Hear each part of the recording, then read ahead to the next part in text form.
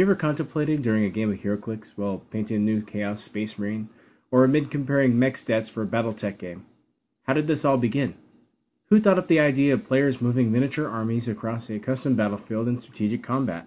It's not too certain as to where or when it began, as there are accounts of a miniature wargame around the time of Queen Anne, written by Lawrence Stern and Tristram Shandy, being played by Uncle Toby and Corporal Trim, and I'll wager there are even older variations throughout history, like the chess predecessor, the Viking game King's Table, a game of soldiers defending their king from bandits. But today I'm here to talk to you about the game Little Wars by H.G. Wells. Yes, that H.G. Wells. First published in 1913, it is, I'd venture to say, the oldest surviving miniature wargame whose rule system is still available for wide-scale distribution. The game mechanics, in lieu of our modern dice system, involved a stopwatch, a coin, and the accuracy of miniature cannons that actually fired. Now, I love the randomization of die rolls and the potential for spectacular success or infamous failures, but the act of aiming at and shooting your competitor's pieces brings out the Sid in me.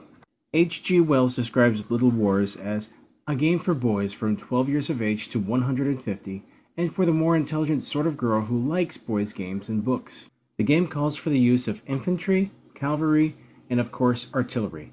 Anyone wanting to try this game out, and I highly recommend it, would need to raid a bucket of Green Army soldiers, your local brony's My Little Pony collection, and a small Nerf gun to act as the cannon.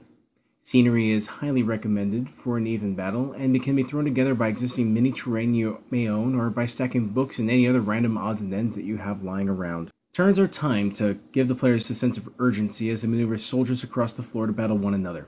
Special rules are in place for combat as well as capturing enemy pieces, and like its modern counterparts, games could last anywhere from a few minutes to a few hours depending on the strategy and skill of the players.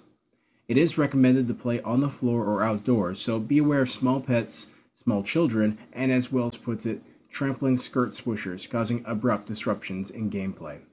For no other reason, I would recommend reading Little Wars for the fun introduction, where Wells recounts the many lessons learned while making the game, as well as sharing strategies used during the development. And as someone who has worked on tabletop war games from scratch, I couldn't help but to relate to everything he talked about. But why is this important? Why should you care about an old game and the nostalgia of a war game fan? To borrow a beautiful quote from Fallout, war never changes. The miniature wargame scene has grown as well as evolved over time, but the desire to crush your enemies, see them driven before you, and to hear the lamentation of their women is still there. We are addicted to battle. This is the original starter drug for those who don't have their own private army to march to war. Little Wars begat many offspring extended in medieval and Napoleonic wargames.